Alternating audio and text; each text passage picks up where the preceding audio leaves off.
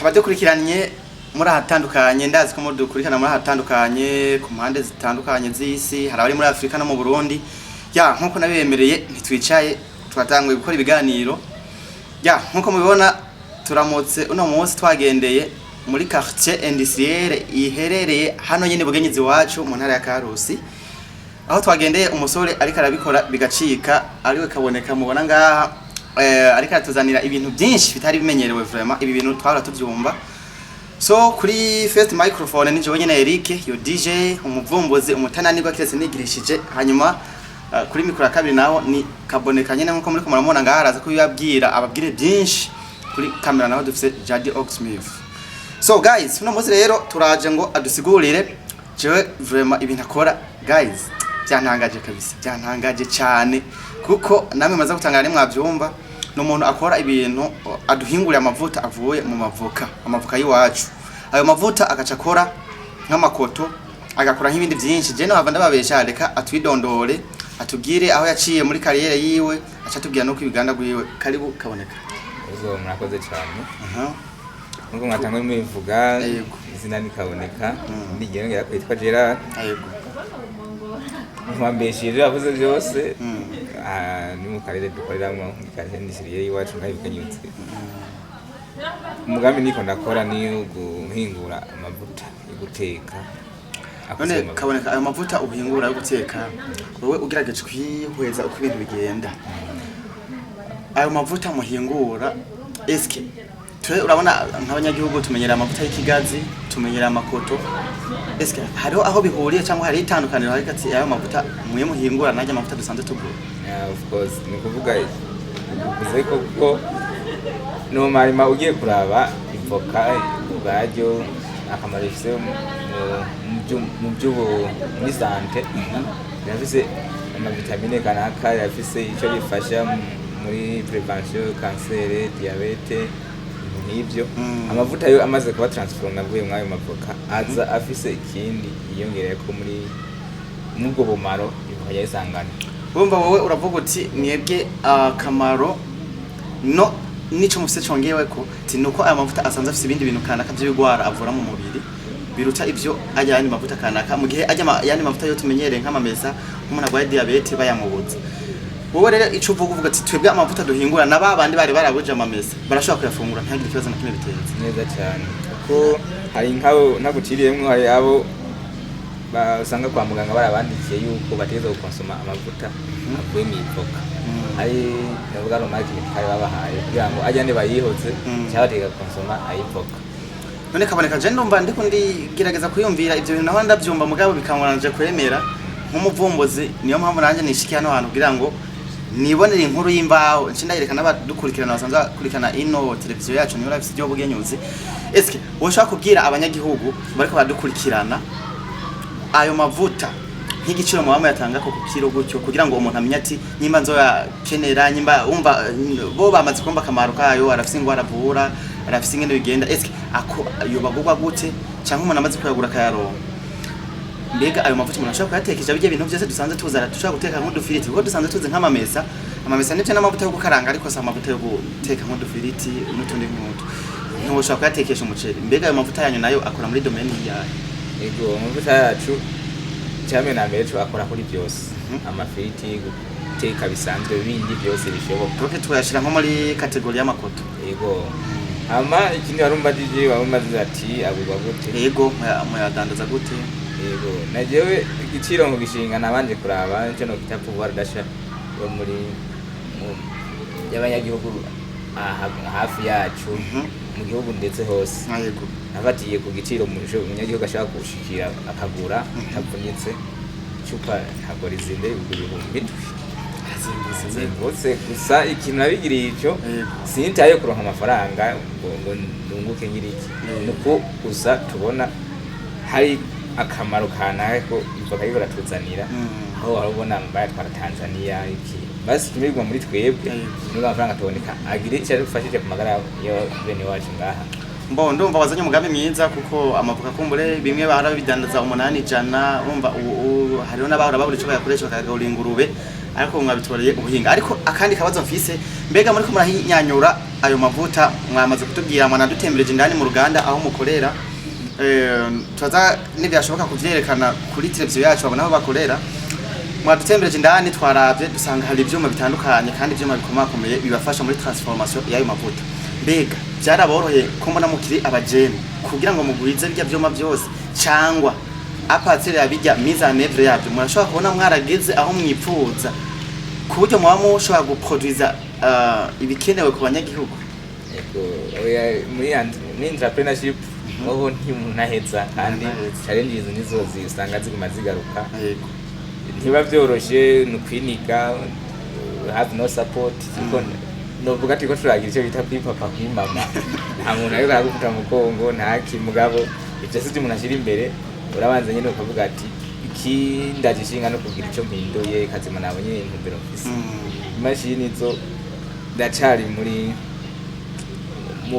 mu kurondeza cyane izindi kugira ngo zike nabonye amamashini menshi, nabonye amamashini abafasha kuyahingura, yafasha kubiteka no kubigira gute. Bijya bintu byose mwabirose gute kaboneka ko mukiri abajene bimeze gute? Ego ni izanzwe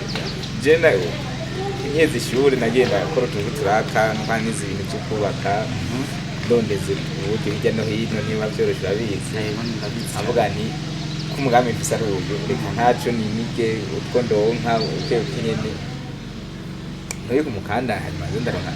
mashine bukero hanyuma ugerageje kuyuheza. Ikintu nsanzwe nzi menyere ku banyagihugu, iyo haje umugambi mushasha birabagora kuwumva no kuwumenyera. Ugerageje kuraba kuva mutanguye projet yanyu aho mwahereye naho mugeze, mbega urabona abanyagihugu bo mu karere bariko barabitahura hoho uri kukora gute kugira ngo no mu bundi burere kumbure uvyigarure? Kuko nabonye vraiment ufite plan nziza uri gukora nka industry, kandi nk'umuntu akora muri industry ntibisaba ko afurunitse mu karere wabo gusa, biraba byiza ko yagura no mu bundi burere, kandi umva ko ayo mavuta afite n'akamaro cyane anakenewe ahubwo. Mbega uri kurabigenza gute? Ego kuri ico no bwayeka nka plan marketing kugira ngo everyone uvaye ni yabasha gushikira. Yego, bagaragaza kwifashisha imbuga ngenda nerekana mu bagenzi iko kirakogwa nabo babwira abandi, cyane cyane nkano bafise ibibazo bya cancer, bafise ama diabete, bafise ama blood pressure, n'ibyo kugira ngo bashobore kumenya yuko hari ikintu kiko kiraba aha mu karere iwacu muri bose bashikirwa. Ntabwo ndiko nakora kuri navuga ama society aho mbaye gusa, oya ko ndagerageza kurispandiga kugira ngo so ndumva muri ko murakora cyane, muri ko murakora. Hanyuma ngerageje kuraba nabonye warahaye n'akazi abandi bajene bagenzawe. Mbega tugarutse ku bintu by'uburyo gato kuri cya kibazo nandakoje cy'ubuntu bw'uburyo, hari umugambi leta ifise sinzi ko mwaba mwarawumenye, irafise ikigo gikorana na leta citwa payeje gikunda cyane ugwaruka rufise imigambi nk'iyi wanyu. Ntimwa mwaragerageje kudodora kugira ngo murako babaho gufasha kugira ngo mushike no kuri bya bindi byuma mwifuza, hanyuma bityo bizoboroheye gutanga fournissement ikwiriye apatire yo mu gihugu mbere no hanze y'igihugu bikazohavura mushika kuri ubwo rwego?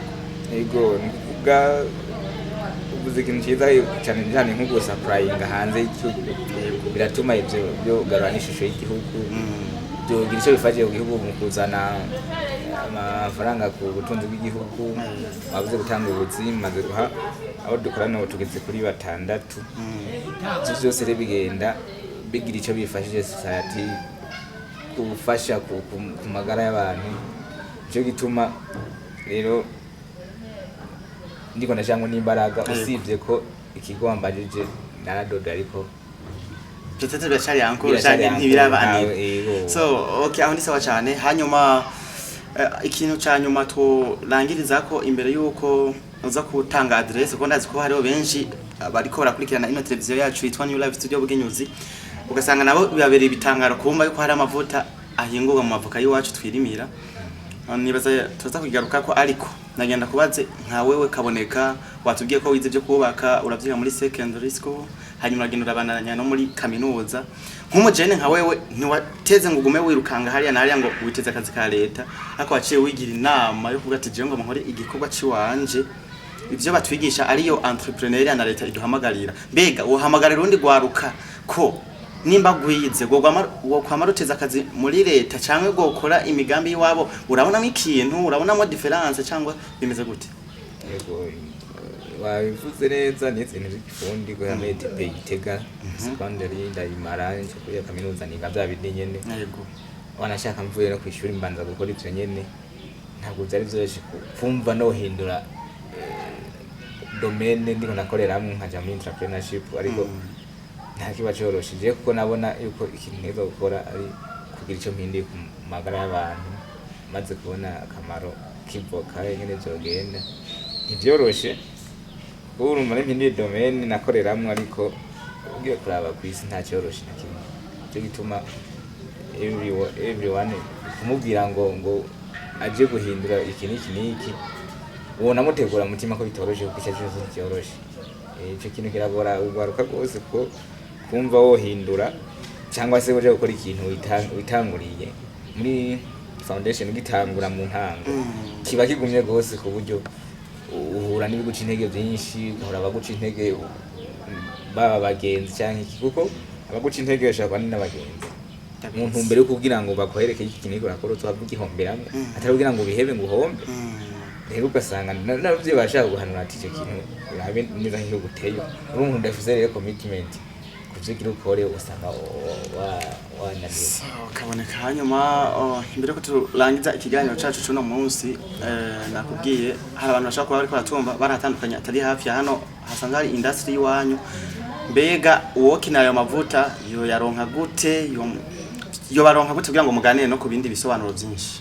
Ego aho nkorera nahagene mwabonye biroroshe kuri nobwa adresse physique ubibutse commune kaboneka ubibutse commune ukoreramo n'intara bibaye ngombwa hanyuma sinzi ko mwabaha na adresse kugira ngo bashobore kwarondera sinzi. Ego commune ni commune Bugenyuzi intara ya Karusi. Ego nobwa biro neza hiri ni hari gato ya commune inyuma ya stade Bugenyuzi. Telefone nayo ni WhatsApp ni 62 66 70 39. Kaboneka ndagushimye kuba witabiriye ibiganiro bya New Life Studio Bugenyuzi. Ego murakoze cyane nawe no hanyuma yawe kamagenge. Thanks.